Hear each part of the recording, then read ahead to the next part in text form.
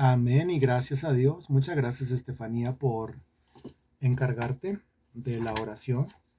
Bueno, iniciemos. Muy buena tarde para todos. Bienvenidos. Bienvenidos a la última de cómo tener éxito en proyectos espirituales. Recuerde que esta semana estamos nosotros finiquitando. Estamos finalizando. Ya el año entrante estrenaremos nuevo tema el lunes, nuevo tema el martes.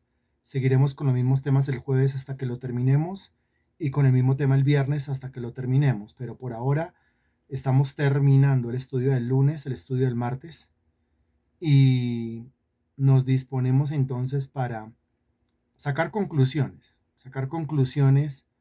al respecto de los proyectos espirituales. Como hemos venido diciendo nosotros durante todo este año, porque esta temática la iniciamos nosotros en el mes de enero, son 12 meses hablando de lo mismo.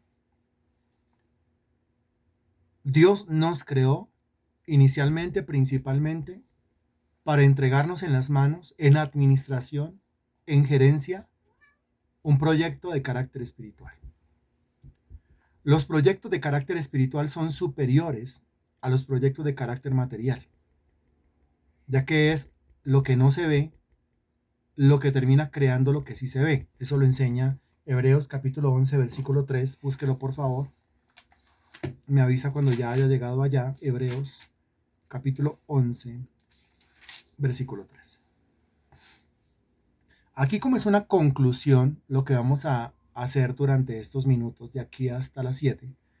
Entonces usted se va a encontrar con una cantidad de principios que quizás ya habíamos enseñado, que quizás ya habíamos entendido, pero que es necesario volverlos a repetir, volverlos a traer a colación. Ese texto dice, por la fe entendemos haber sido constituido el universo por la palabra de Dios, de modo que lo que se ve fue hecho de lo que no se veía. Lo leemos nuevamente, por la fe entendemos haber sido constituido el universo por la palabra de Dios, de modo que lo que se ve fue hecho de lo que no se veía. Aquí hay una palabra clave en el versículo y es la palabra entendimiento. Entendemos, entender. Entender. Por la fe entendemos. La fe nos lleva a entender. A entender cosas que nosotros no vemos, pero que a través del vínculo de la fe nos son explicadas.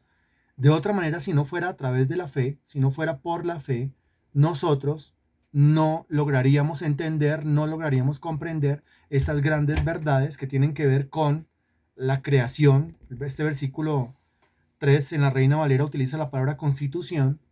Desde el griego es la palabra creación o la palabra fabricación o la palabra hacer, pero es exactamente lo mismo, constituir, hacer, fabricar o crear. Y repito, si no fuera a través de la fe, si no fuera por la fe, si no fuese por la fe, nosotros no entenderíamos estas verdades que son ciertísimas entre nosotros, pero que nosotros no vemos. Es decir, que no se pueden comprobar a través del método científico. ¿Cómo así el método científico? Pues el método científico es aquel método que depende de lo que se ve, de lo que se oye, de lo que se mira, de lo que se palpa y de lo que se gusta o se degusta para poderlo comprobar, para poder llegar a la conclusión de que es verdad.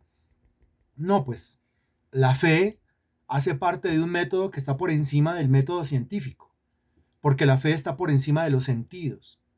Por eso la Biblia dice que por fe andamos y no por vista.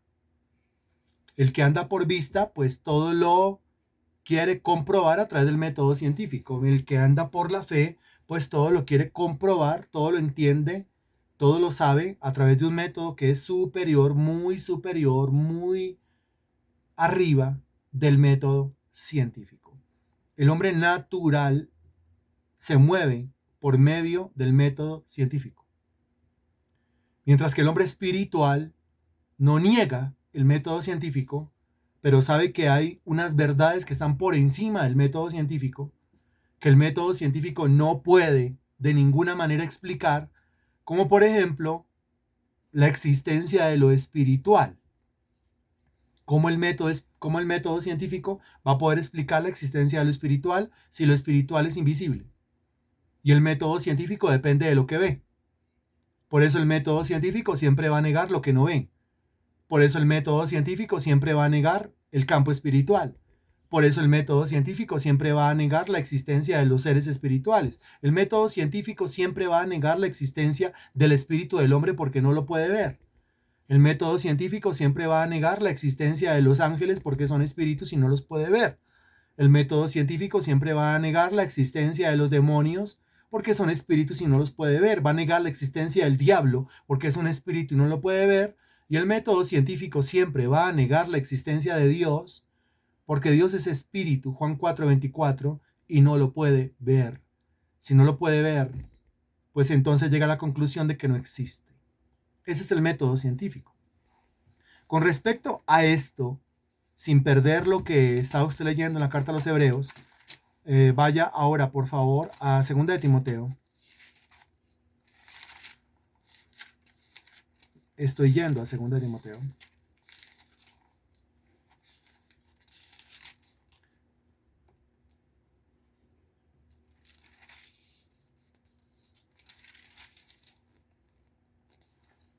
Primera de Timoteo capítulo 6, versículo 20. No segunda, primera de Timoteo capítulo 6, versículo 20. Un texto que no tengo entre mis notas, pero pues que viene a la mente. Primera de Timoteo capítulo 6, versículo 20 dice: oh Timoteo, guarda lo que se te ha encomendado, evitando las profanas pláticas sobre cosas vanas y los argumentos, note lo que dice, de la falsamente llamada ciencia. De la falsamente llamada ciencia, la cual profesando algunos cristianos que se volvieron adeptos a la ciencia, profesando algunos, se desviaron de la fe. Entonces note que el versículo 20 habla de ciencia, el versículo 21 habla de fe. Dice que hay una ciencia que es falsa. No toda ciencia es falsa. La ciencia que es falsa es la ciencia que niega a Dios. La ciencia que es falsa es la ciencia que niega que existe el mundo espiritual, el mundo de los espíritus. Y recuerde, no lo acepta porque no lo puede ver, porque no lo puede comprobar a través de su método científico que depende de los sentidos para llegar a una conclusión. Hay una ciencia que es falsa y es esa ciencia que estoy describiendo. Hay una ciencia que es verdadera, hay una ciencia que es correcta. Es la ciencia que, con todos los descubrimientos, siempre esos mismos descubrimientos van a llevar a la razón humana a la conclusión de que hay un creador, de que hay un ser soberano, de que hay un ser supremo, que es el que fabricó, hizo, creó, construyó o constituyó todo lo que existe. Pero hay una ciencia que es falsa. Algunos escépticos dicen, si la ciencia puede comprobar la existencia de Dios, no. La ciencia falsa nunca va a poder comprobar la existencia de Dios, porque precisamente la ciencia falsa o la falsamente llamada ciencia es un invento del mismo diablo para negar la existencia de Dios. Es la verdadera ciencia y Dios es un Dios de ciencia. Dios es el supercientífico, el creador de todo lo que existe, el que aplicó leyes, normas, códigos, estatutos, números, hizo cuentas, cifras, medidas a todo lo que creó. El Salmo capítulo 8, el Salmo capítulo 19, el Salmo 119 son precisamente testimonios de ese Dios sumamente sabio, sumamente inteligente y que es capaz de crear todo lo que creó con suma exactitud. Y lo que usted encuentra por todo lado es sabiduría.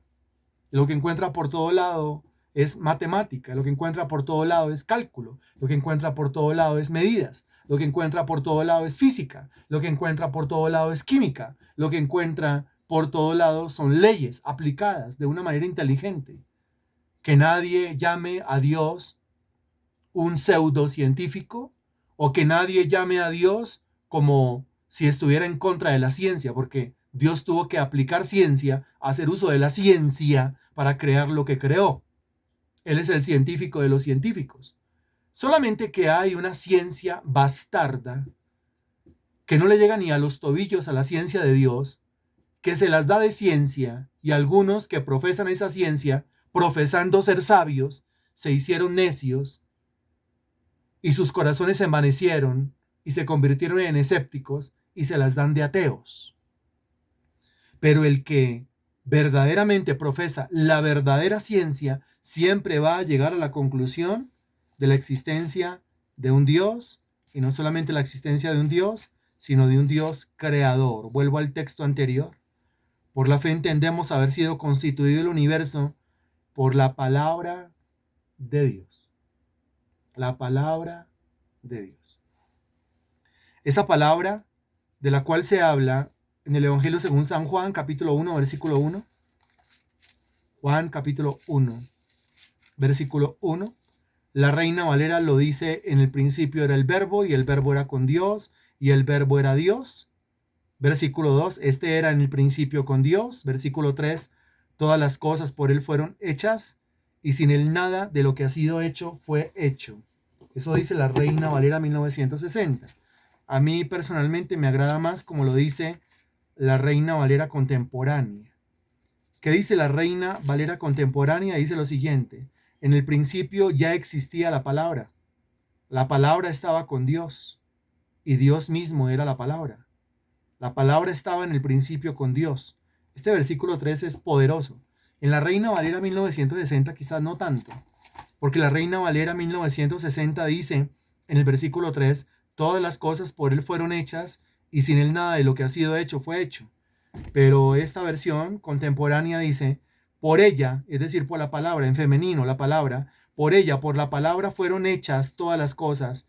Sin ella, es decir, sin la palabra, nada fue hecho de lo que ha sido hecho.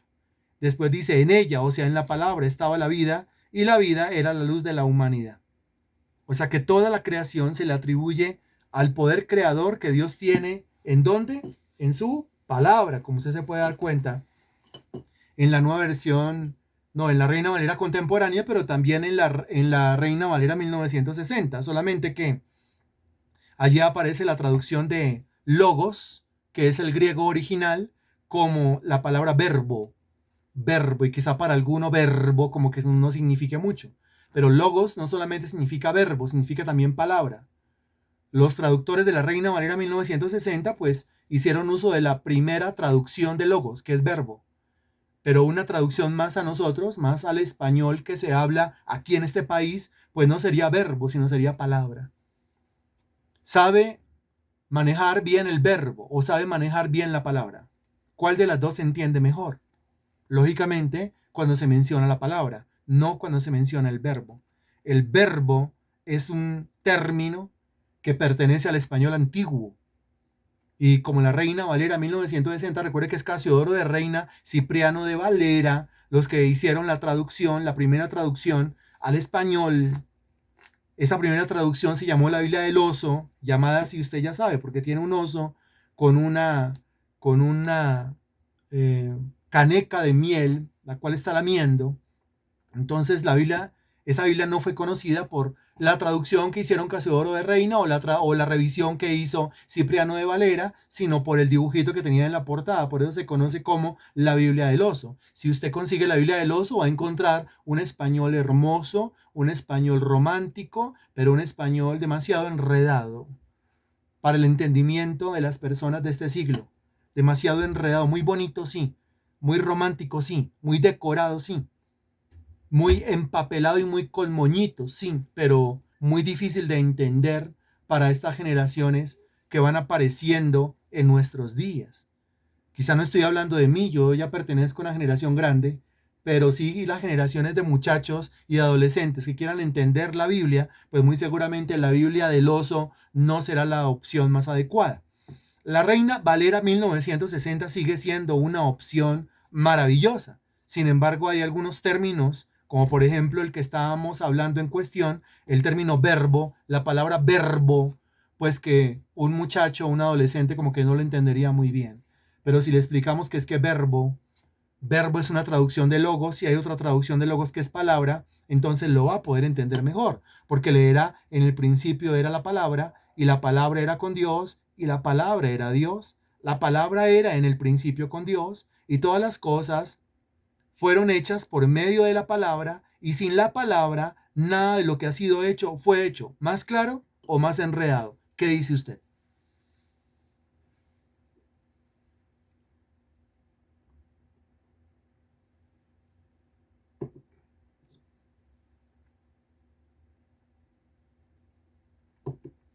Ninguno se me vaya a desmayar con esas explicaciones, por favor. Ninguno se me vaya a desmayar con esas explicaciones. Ninguno se me vaya a fundir con esas explicaciones. Sí, claro, no piense usted que yo estoy atacando a la Reina Valera 1960, que es la Biblia de toda la vida de nosotros, ¿no? Esa fue la primera Biblia que yo leí, la Biblia de la que memoricé, pues todos los versículos que yo me sé, la Biblia donde aprendí doctrina, la Biblia donde aprendí a doblar rodilla. Esa Reina Valera 1960 ha sido mi compañera de toda la vida en estos 25 años de cristianismo y de servicio a Dios y seguir haciéndolo. Solamente, solamente que la sensatez nos lleva a entender, pues, que se necesita explicar, predicar a las nuevas generaciones en un lenguaje que ellos entiendan. Eso es todo lo que estoy diciendo. Ahora, eso de que en el principio era la palabra y la palabra era con Dios y la palabra era Dios, y de que la palabra estaba en el principio con Dios y de que todas las cosas fueron hechas por medio de la palabra y de que sin la palabra nada de lo que ha sido hecho fue hecho, pues lo entendemos, lógicamente, a la luz de Génesis capítulo 1, versículo 3. Génesis capítulo 1, versículo 3. Muy fácil de llegar ahí. El primer capítulo de la Biblia, eso no tiene pierde. No creo que ninguno se vaya para el índice. Génesis capítulo 1, versículo 3 dice, y dijo Dios, sea la luz, y fue la luz. ¿Qué está haciendo Dios en el versículo 3? Está diciendo, ¿qué es lo que está haciendo? Está hablando. ¿Qué es lo que está haciendo? Está emitiendo palabra. A eso se refiere Juan capítulo 1, versículo 1, Juan capítulo 1, versículo 2, Juan capítulo 1, versículo 3. A eso se refiere Hebreos capítulo 11, versículo 3 también, el texto en el cual estábamos al comienzo. Porque aquí el Señor está hablando. Ahora, si está hablando, ¿quién es el que se manifiesta en el versículo 3? Del que se está hablando en Juan capítulo 1, versículo 1, versículo 2 y versículo 3. ¿Quién es el que se está manifestando en Génesis 1:3? Responda usted, por favor. ¿Quién es el verbo? ¿Quién es la palabra? ¿Quién es el logos? ¿Quién es? ¿De quién está hablando Juan en el capítulo 1? ¿De quién está hablando? ¿De quién? Está hablando de uno. Que el capítulo 1, sea claro lo más específico que pueda, por favor.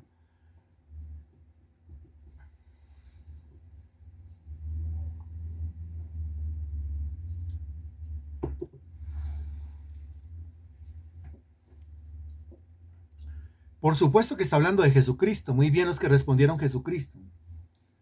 ¿Por qué? Porque es que Juan capítulo 1 dice, en el principio era el verbo y el verbo era con Dios, el verbo era con Dios. O sea, el verbo estaba con Dios. O sea, la palabra estaba con Dios, el logo estaba con Dios. Está hablando de un sujeto al cual en el Nuevo Testamento se le llama el logos. Un sujeto, un individuo al cual en el Nuevo Testamento se le llama el verbo. Un sujeto, un individuo al cual en el Nuevo Testamento se le llama la palabra.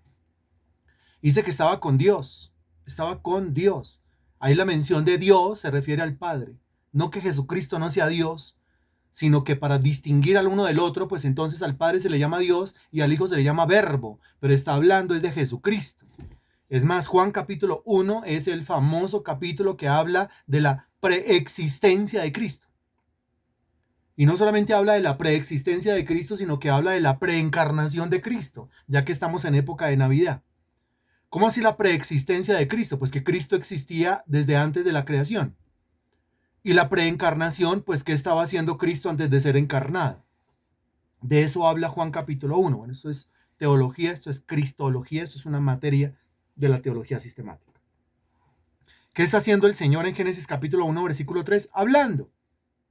O sea, se está manifestando el logos, se está manifestando el verbo, se está manifestando la palabra. ¿Quién se está manifestando? Pues se está manifestando Jesucristo.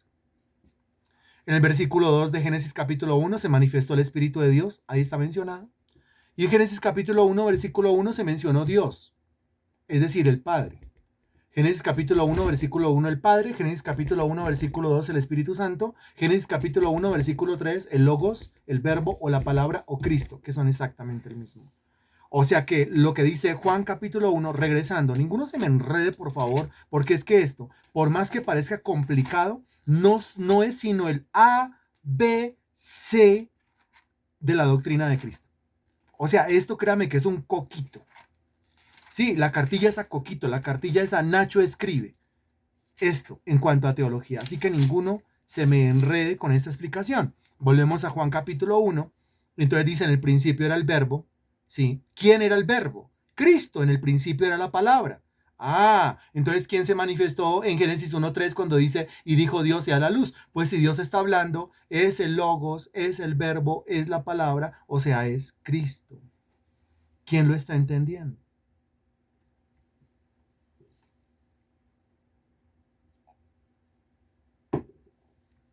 ¿Quién más lo está entendiendo?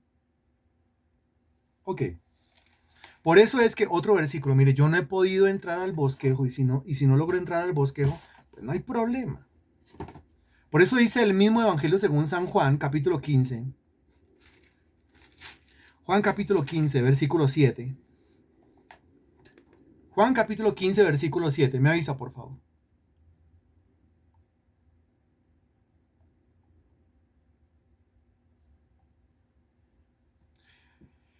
Dice el texto, si permanecéis en mí y mis palabras permanecen en vosotros, pedid todo lo que queréis y os será hecho. ¿Quién está hablando en ese capítulo? Jesucristo. Jesucristo está diciendo, si permanecéis en mí, hay que permanecer en Cristo. Pero después dice, y mis palabras permanecen en vosotros. Note el juego que hace el Señor Jesucristo entre Él, su propia persona y las palabras. Note el juego que hace Cristo entre Él, su persona y sus palabras. ¿Por qué ese juego de palabras? Porque Él y sus palabras respondan. Porque Él y sus palabras responda, por favor.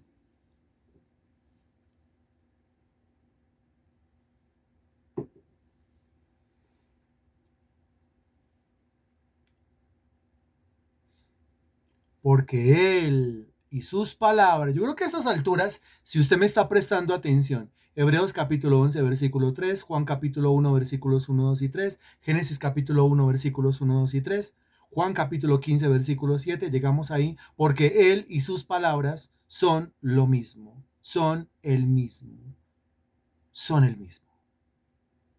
Esa es la explicación.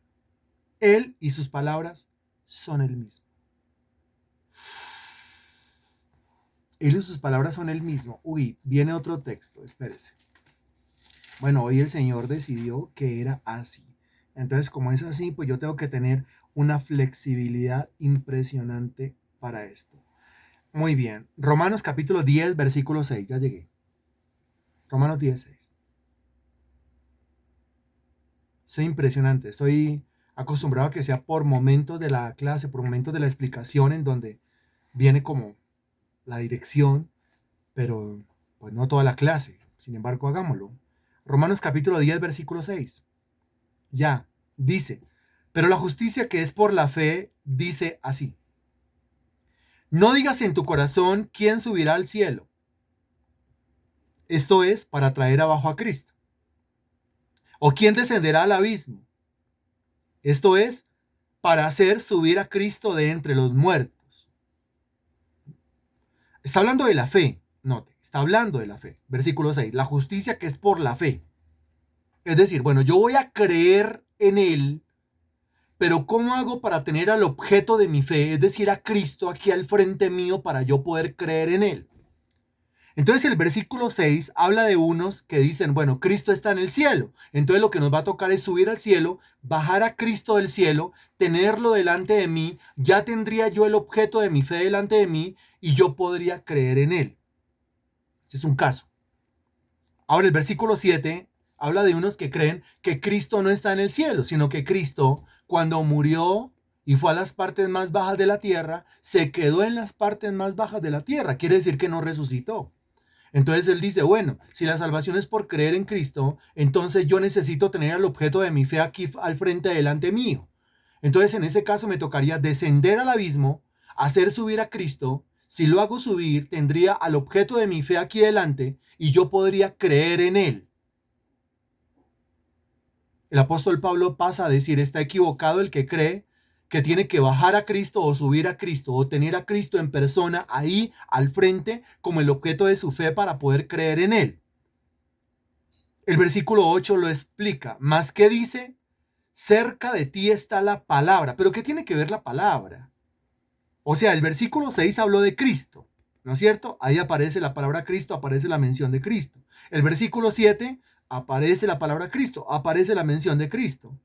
Aquí en el versículo 8 no aparece la mención de Cristo, se menciona en la palabra. ¿Qué dice? Cerca de ti está la palabra, cerca de mí está la palabra. Bueno, está la palabra, pero no está Cristo, dirá el escéptico, porque Cristo está o en el cielo o Cristo está en el abismo. Lo que Pablo intenta explicar acá es que al tener usted cerca la palabra, responda usted, es que al tener usted cerca la palabra, responda por favor.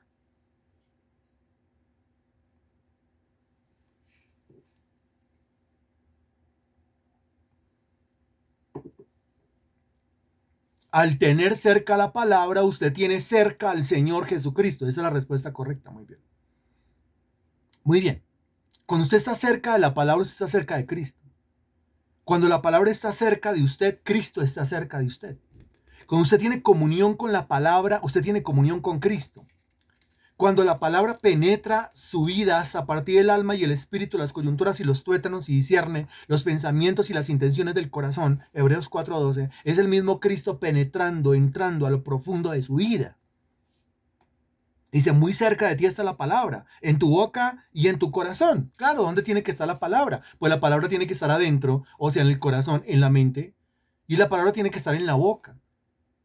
Es decir, ¿de qué otra manera yo tengo a Cristo en la mente? ¿De qué otra manera yo tengo la mente de Cristo? ¿De qué otra manera yo tengo a Cristo en el corazón? ¿De qué otra manera yo profeso a Cristo si no es teniendo la palabra de Dios en la mente, la palabra de Dios en el corazón y la palabra de Dios en la boca? ¿Estamos de acuerdo? ¿Quién lo está entendiendo?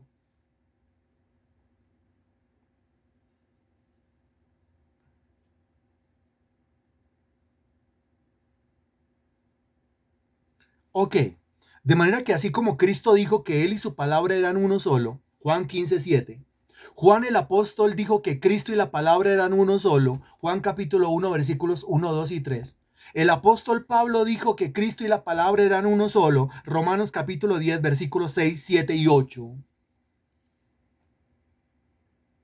Eso nos lleva a la conclusión de que el respeto que usted le da a la palabra de Dios es exactamente el mismo respeto complete.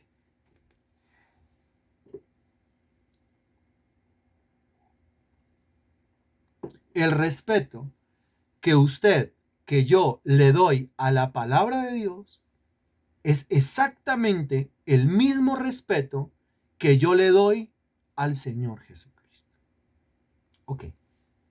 Eso quiere decir que la comunión, relación, cercanía, intimidad que yo tenga con la palabra de Dios es exactamente la misma relación, la misma cercanía, la misma intimidad, la misma comunión que yo tengo con Jesucristo. ¡Upa! Y entonces, ¿usted qué piensa de estos cristianos que profesan amar a Cristo, creer en Cristo, pero no leen la Biblia, no estudian la Biblia, no les gusta el estudio de las Sagradas Escrituras, no se conectan a un discipulado, no se congregan para escuchar el sermón, cambian la palabra por un paseo, cambian la palabra por una reunión familiar, cambian la palabra por una vuelta, cambian la palabra por una diligencia, cambian la palabra por lo que se atraviese, cambian la palabra de Dios. Es exactamente lo mismo que yo estoy haciendo con Cristo. Yo estoy cambiando a Cristo por un paseo, estoy cambiando a Cristo por una vuelta, estoy cambiando a Cristo por una reunión social, estoy cambiando a Cristo por ir a ver una hacienda, por ir a revisar una yunta de bueyes, por ir a hacer cosas con la familia en lugar de bendecir a la familia, tomándolos de la mano y llevándolos a que escuchen la palabra del Señor.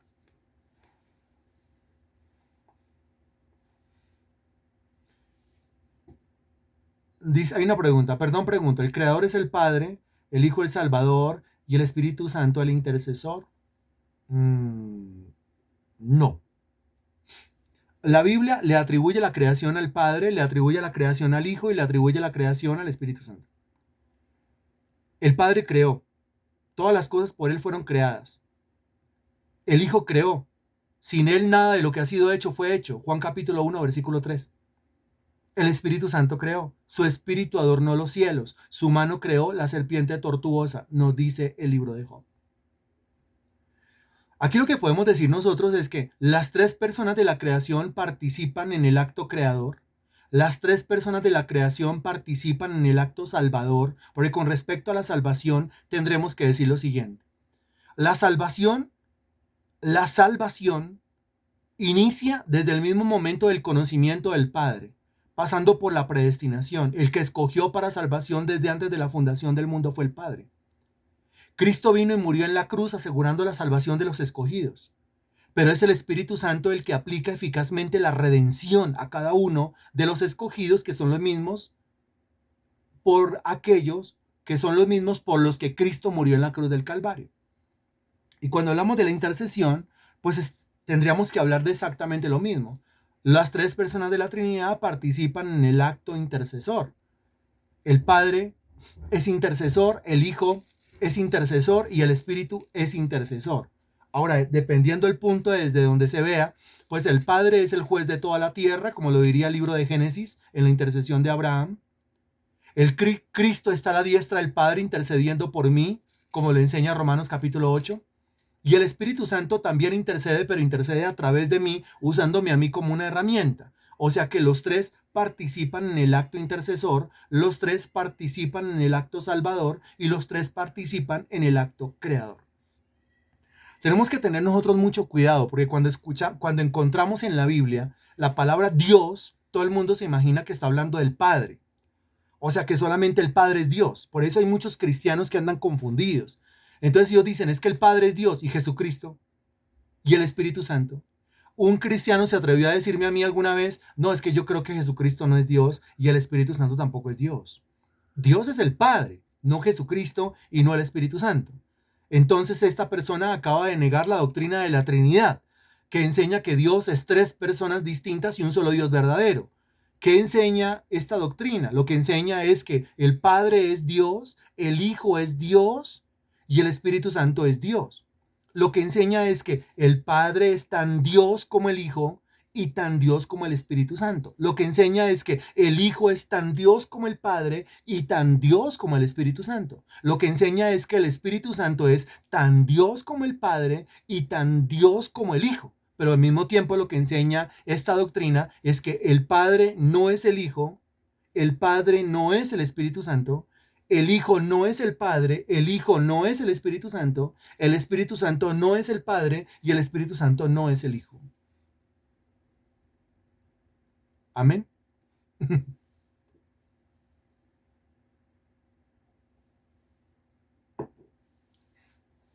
Bien, espero todo esto esté quedando sumamente claro. Mira, ¿por qué la risita? No, solamente me dio risa. Ok, entonces, el mismo temor de Dios, respeto y reverencia que yo demuestre frente a la palabra de Dios es exactamente el mismo temor, respeto y reverencia que yo le estoy demostrando al Señor Jesucristo.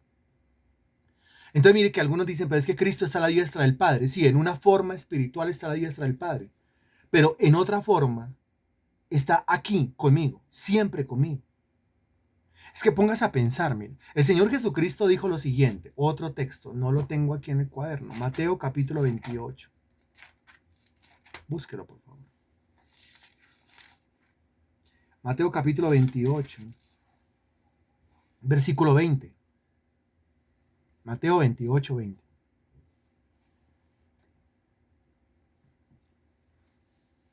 Mateo 28, 20 dice, enseñándoles que guarden todas las cosas que os he mandado, y aquí yo estoy con vosotros todos los días hasta el fin del mundo.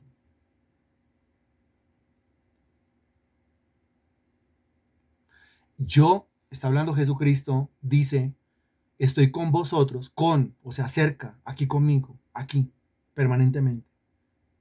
Estoy con vosotros todos los días, hasta el fin del mundo. ¿Pero acaso no que Cristo está a la diestra del Padre? Sí, está a la diestra del Padre. Pero de otra manera, está conmigo, todos los días, hasta el fin del mundo. ¿De qué manera o en qué forma el Señor se encuentra conmigo todos los días y hasta el fin del mundo?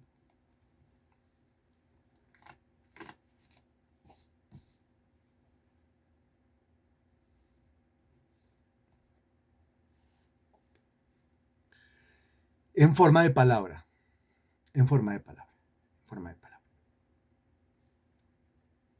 Mire, cuando el Señor Jesucristo dice, cualquiera que me confesare delante de los hombres, yo le confesaré delante de mi Padre que está en los cielos. Se está refiriendo a su nombre, claro. O sea, yo tengo que hablar de Cristo por donde yo vaya. Pero como Cristo y su palabra son uno solo, y Cristo dijo, cualquiera que me confesare delante de los hombres, lo que está diciendo es, cualquiera que confiese mi palabra, que hable mi palabra, que pronuncie mi palabra, que enseñe mi palabra, que predique mi palabra delante de los hombres, yo lo predicaré a él delante de mi Padre que está en los cielos. ¿Quién lo está entendiendo? Si creciera en nosotros esa devoción por la palabra de Dios, si entendiéramos que cada vez que se abre la Biblia, lo que se está abriendo es la mente de Cristo, lo que se está abriendo es el Cristo, se está abriendo para mí. Que cada vez que yo leo un texto, es Cristo hablándome a mí, porque Cristo y su palabra son uno solo. ¿Mm? Que cada vez que yo escucho una clase, un sermón, es el mismo Jesucristo hablándome a mí. Y lo viera y lo tomara yo de esa forma literal, literal. Cristo y su palabra son uno solo, su palabra y Cristo son uno solo, literal. Dígame qué pasaría con mi vida. Dígame qué pasaría con mi vida.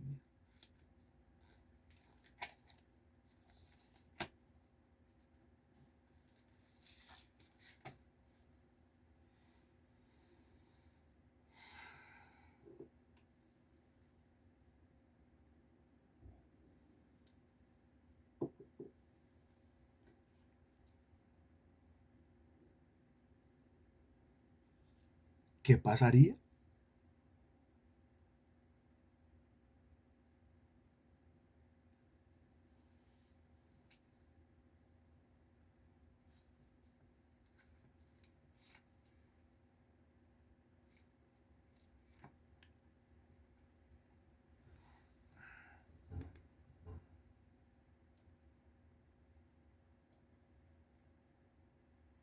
¿Qué pasaría? Mire, si la gente estimara a Cristo como el equivalente de la palabra y a la palabra como el equivalente de Cristo, este discipulado estaría lleno. Este discipulado estaría repleto. La reunión del domingo estaría repleta. Las vidas crecerían, madurarían. Mira lo que dice, crecería, prosperaría. Totalmente diferente, tomando las decisiones correctas. Crecería espiritualmente. Sería completamente transformada, dice Marta León. Tendría una mayor fe, mi vida espiritual sería más madura. Llegaría a ser verdaderamente la estatura del Señor Jesucristo. Toda nuestra vida sería otra. Sí, pero ahora, ¿qué pasa cuando usted, y yo sé que usted se ha escuchado decir a sí mismo, sí, la palabra de Dios dice, pero ay, por esta vez. La palabra de Dios dice, pero ay, el Señor entiende. La palabra de Dios dice, pero ay, el Señor conoce mi corazón. Ahí es cuando yo estoy intentando disculpar mi desobediencia a la palabra de Dios para hacer lo que se me antoja, para hacer lo que se me viene en gana. Y yo digo, sí, la palabra de Dios dice, pero ay, el Señor, no, porque es que el Señor y la palabra son uno solo. Si yo le estoy tomando del pelo, si yo intento tomarle del pelo a la palabra de Dios, evadir la palabra de Dios, omitir la palabra de Dios, ser indiferente a la palabra de Dios, pregunta, ¿yo a quién realmente le estoy sacando el cuerpo? ¿A quién estoy omitiendo? ¿A quién estoy evadiendo? ¿Con quién estoy siendo indiferente? Eso tiene que quedar sumamente claro. ¿Y qué tiene que ver esto con cómo tener éxito en proyectos espirituales? Pues absolutamente todo, como usted se puede dar cuenta. ¿Con quién? ¿Con quién? ¿Con quién? Responda acertadamente. ¿Con quién? Con Cristo. Muy bien, con Jesús. Omito al Señor Jesucristo. Muy bien, Natalia. Omito al Señor Jesucristo y por eso estamos como estamos. Muy bien, está hablando de Jesús. Entonces, cuando la Biblia dice, por ejemplo, pedid y se os dará. ¿Quién está hablando ahí? Eso es un versículo, Mateo 7:7. Usted dice, Mateo 7:7 dice, pedid y se os dará, buscad y hallaréis, llamad y se os abrirá. Es un llamado a pedir, es un llamado a orar. Ahora, la palabra dice, sí, pero es Cristo hablando. La palabra y Cristo son el mismo. Entonces, si Cristo me está diciendo, pida que le doy, pues yo me dedicaría a pedir para que Él me dé. Y no sería tan flojo en la oración. La cuestión es que en mi cabeza Cristo y la palabra están divorciados, como si una cosa fuera Cristo y otra cosa fuera la palabra, y no es así. Cristo y la palabra son uno solo. No existe tal divorcio entre los dos conceptos. No existe tal divorcio entre las dos personas, la persona de Cristo y la persona de la palabra. Las dos son una sola. Las dos son el logos. Las dos son el verbo. Las dos son la palabra. Las dos son el dicho de Jehová. Por ejemplo, cuando yo encuentro en Hebreos 10:25 que la Biblia dice, no deje de congregarse. Digo, ay, no, esta vez no voy a ir a la iglesia, esta vez no me voy a congregar. ¿Por qué? Porque, pero, excusa. Y yo digo, bueno, por esta vez, pero es que por esta vez yo no le estoy sacando el cuerpo a un versículo solamente. Yo le estoy sacando el cuerpo al mismo Cristo. Y después yo quiero que las cosas me funcionen. Y después yo quiero que todo me salga bien. Y después yo quiero que todo fluya. Cuando yo estoy cambiando a Cristo, porque estoy cambiando su palabra. Y si cambio su palabra, pues estoy cambiando a Cristo. Cuando estoy cambiando a Cristo, o por una hacienda, o por una yunta de bueyes, o por una familia. Y yo tengo familia. Tengo familia. Evidentemente a mí no me dejaron en un platillo volador hace unos años acá. Yo tengo familia, una mamá, un papá, unos hijos, un hogar, una familia. Pero entiendo claramente que Cristo es la prioridad, es decir, que la palabra es la prioridad. Y que los cristianos que entendemos esto, cuando hablamos de Cristo o hablamos de la palabra, estamos hablando de los dos conceptos de manera indistintiva, o sea, indistintivamente, ¿sí? Como si no existiera ninguna clase de distinción entre las dos, porque no hay ninguna clase de distinción o diferencia entre las dos. Ah, qué impresionante. O sea que cuando la Sagrada Escritura habla, por ejemplo, del aporte económico, cada uno dé como propuso en su corazón, cada uno aparte, dele a Dios lo que es de Dios, trae todos los diezmos al alfolí. Pues ¿quién me está hablando ahí? Cristo. Yo digo, bueno, por esta vez no le voy a dar al Señor, pero por esta vez usted no está solamente sacando del cuerpo un versículo. Usted está sacando del cuerpo a Cristo y después quiero que las cosas me funcionen. Después quiero que las cosas me fluyan. Cuando, si yo no honro al Hijo, otro versículo que se vino a la cabeza. Salmo capítulo 2. Esto está impresionante hoy, ¿no? Salmo capítulo 2. Opa. Opa.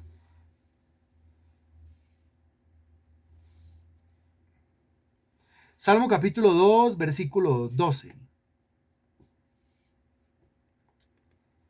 Dice el versículo 12. Honrad al Hijo para que no se enoje y perezcáis en el camino, pues se inflama de pronto su ira. Bienaventurados todos los que en él confían. Honrad al Hijo. ¿De qué hijo está hablando? Pues un hijo con H mayúscula. Es el mismo hijo mencionado en el versículo 7 cuando dice, yo publicaré el decreto. Jehová me ha dicho, mi hijo eres tú, yo te engendré hoy, pídeme y te daré por herencia a las naciones y como posesión tuya los confines de la tierra. Los quebrantarás con vara de hierro, como vasija de alfarero los desmenuzarás. ¿De qué hijo está hablando? Del Señor Jesús. Y aquí en el versículo 12 dice, honrad al Hijo. Honrad al Hijo es lo mismo que honrar ¿qué?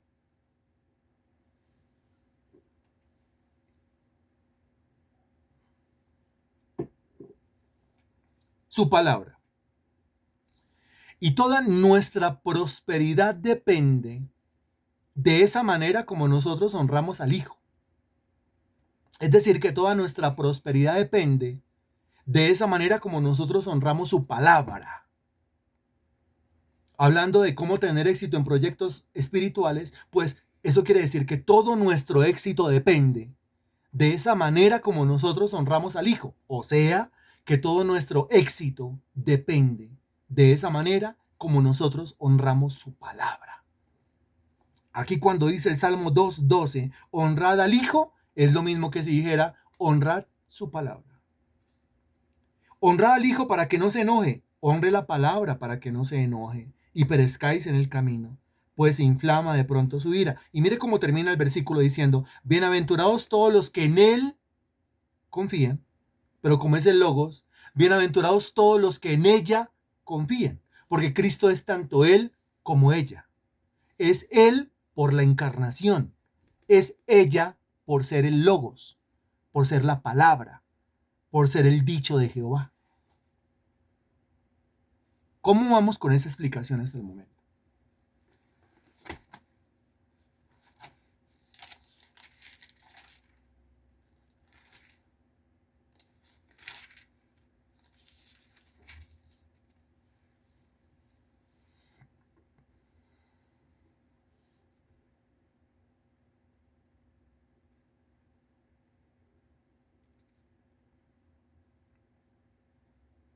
Ok, volvemos al versículo del comienzo, por favor, ubíquese allá.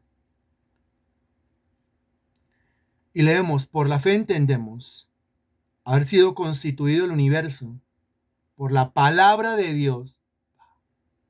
Creo que ahora está sumamente claro. Por la fe entendemos haber sido constituido el universo por la palabra de Dios. Cambie la frase palabra de Dios por el otro término en cuestión. ¿Y cómo queda? Por la fe entendemos haber sido constituido el universo por la fe entendemos haber sido creado el universo por la fe entendemos haber sido fabricado el universo por la fe entendemos haber sido hecho el universo muy bien, lo está entendiendo bien. Al menos las tres personas que contestaron, bien, por el Señor Jesucristo.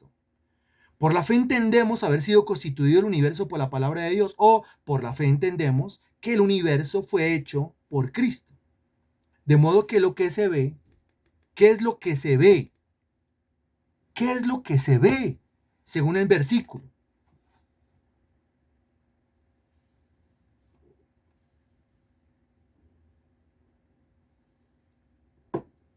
¿Qué es lo que se ve según el versículo?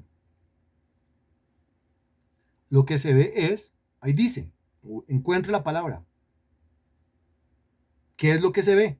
Lo que se ve, pues es todo lo referente, lo concerniente, lo que tiene que ver, lo relacionado con el universo. Lo que tenía que hacer era leer el versículo, extraer de ahí la palabra universo. Universo. Lo que se ve, el universo.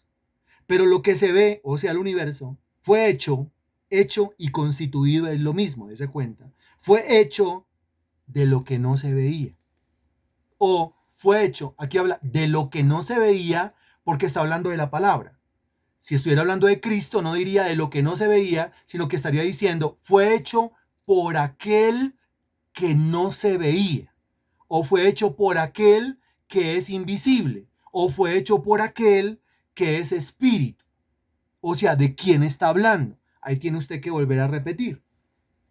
Tiene que volver a trazar el paralelo entre la palabra y, no importa que le toque volver a escribir, del Señor Jesucristo. Muy bien. ¿Cuántas veces lo he escrito? Pues todas las veces. Pero acuérdese cuando lo ponían a uno a hacer planas. Esa es una manera impresionante y maravillosa de aprender las cosas. El universo que se ve fue hecho por el Señor Jesús que no se veía. Muy bien. Ahí lo tiene. Muy bien. Por si alguno no lo había entendido, entonces aparece la profesora Natalia Vanegas y dice, el universo que se ve fue hecho por el Señor Jesucristo que no se veía. O de modo que lo que se ve fue hecho de lo que no se veía. Porque estaría hablando entonces, en ese caso, ¿de qué? Estaría hablando de la palabra de Dios. Ahora, eso que no se veía era el mismo Cristo. Eso que no se veía era la misma palabra de Dios. Y aquí está diciendo, el universo fue constituido por la palabra de Dios. ¿Qué tiene que ver esto con proyectos espirituales y qué tiene que ver esto con proyectos materiales? Pues tiene que ver absolutamente todo, con lo uno y con lo otro. Estaba yo diciendo que los proyectos espirituales son mayores, son superiores, infinitamente superiores a los proyectos materiales. ¿Por qué? Porque los proyectos materiales, o sea, la materia, o sea, lo que se ve, o sea, lo que se comprueba con el método científico, su creación depende, su aparición depende de lo que no se ve. Su aparición depende de lo que es espíritu. Su aparición depende de los proyectos espirituales. ¿Quién lo está entendiendo? Por eso, los proyectos espirituales son infinitamente mayores, infinitamente superiores a los proyectos materiales. Y por eso, si una persona quiere sacar adelante un proyecto material, tiene que ser sumamente espiritual.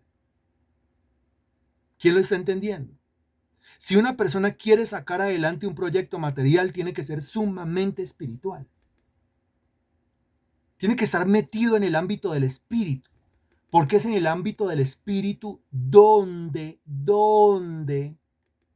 las cosas se crean primero.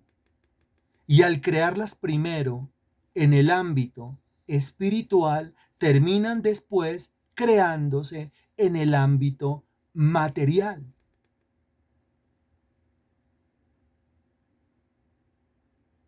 Eso es lo mismo que otro texto, Mateo capítulo 6, versículo 6. Ya voy terminando. Eso es lo mismo que Mateo capítulo 6, versículo 6. Búsquelo, por favor.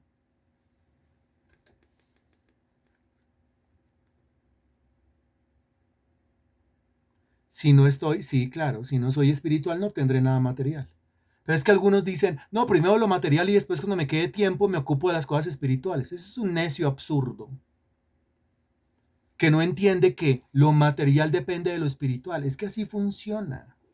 A ver, antes de que existiera la materia ya existía el espíritu, porque Dios es espíritu. La materia salió del espíritu. Lo que se ve salió de lo que no se veía. ¿Qué quiere decir eso? Que Dios resucita a los muertos llamando las cosas que no son como si fuesen. Dese cuenta que sigue siendo la palabra, o sea, lo que es espíritu, dándole forma a las cosas en este plano material. La palabra de Dios es espíritu, dice la Sagrada Escritura. Y si la palabra de Dios es espíritu, quiere decir que la palabra de Dios es la herramienta creadora del Dios Todopoderoso que nos la concede, que nos la da, nos dio sus palabras, la dejó aquí en un libro, 66 tomos, mini tomos, en un maxi tomo, para que la usemos. Mateo 6:6 dice, mas tú cuando ores, entra en tu aposento y cerrada la puerta. Ora a tu Padre que está en secreto, y tu Padre que ve en lo secreto, te recompensará en público. La primera frase y la última frase. Más tú cuando ores. ¿Por qué este va a orar? La última frase. Te recompensará en público. ¿Qué quiere? Pues lógicamente si se va a orar es porque quiere que algo ocurra en público. Algo ocurra en el ámbito de lo público. En el ámbito de lo público, donde está el respetable público, allá está el ámbito de lo material. Allá está lo que vemos. O sea, que algo ocurra afuera, que una bendición se materialice. ¿Por qué se mete a orar? Porque necesita que algo cambie allá afuera, que algo cambie en el exterior, algo que se pueda ver, algo que se pueda palpar, algo que se pueda degustar. ¿Y qué hace este tipo? Abandona la oración y se va a ver cómo en sus fuerzas transforma las cosas en el ámbito público. No, porque este es un inteligente. Y como es inteligente, entonces este entiende que lo público es transformado en lo secreto. Ojo eso, lo público es transformado en lo secreto. Lo material es fabricado en el ámbito espiritual. ¿Quién lo está entendiendo? Por eso este dice, yo mejor me voy a orar. ¿Y qué hace? Se esconde, se mete, intimidad, privacidad, cierra la puerta. Allí está Dios, tiene comunión con Dios. Allí está la palabra, tiene comunión con Cristo. ¿Qué está haciendo? Está pidiendo cosas conforme a la palabra. Está honrando la palabra, está honrando a Cristo, está honrando la doctrina, está honrando el evangelio. Y al honrar dice la Sagrada Escritura que el Padre le recompensa en público. O sea que este tipo es tan inteligente, si me permite la expresión, tan abeja, que entendió cómo es que se transforman las cosas allá afuera en el plano material. Cómo es que se transforman las cosas allá afuera en el plano físico. Cómo se transforman las cosas allá afuera en el plano terrenal. Cómo transformar a un esposo allá afuera en el plano terrenal. ¿A quién le está hablando el Señor? Cómo transformar a unos hijos allá afuera en el plano material. ¿A quién le está hablando el Señor? Cómo transformar a unos padres allá afuera en el plano material. ¿A quién le está hablando Dios? Cómo transformar un trabajo, una inversión, un negocio, una vida económica, el capital, las finanzas allá en el plano material. ¿Cómo es que se hace eso? Pues pregúntele a Elías, que tenía un niño muerto en los brazos y necesitaba entregárselo a su mamá vivo, y se metió a orar y no salió de la oración hasta que el niño no resucitó. Señor, te damos infinitas gracias por esta tu palabra predicada hoy. Gracias por esta última de cómo tener éxito en proyectos espirituales. Ha sido una cosa impresionante. Ahí me quedé con mi bosquejo, Señor, pero la gloria, la honra y la alabanza a ti te pertenecen. Gracias por la guianza, por la dirección, por la cantidad de textos, por la cantidad, Señor Dios, de acomodaciones espirituales que tú hiciste en un momento, Señor, para ilustrarnos, para enseñarnos, para edificar nuestras vidas. Recibe tú la gloria, la honra y la alabanza.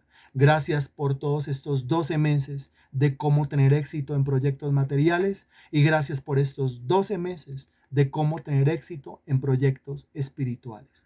Gracias por tu revelación. Recibe tú la gloria, la honra y la alabanza en el nombre del Señor Jesucristo. Amén y gracias a Dios.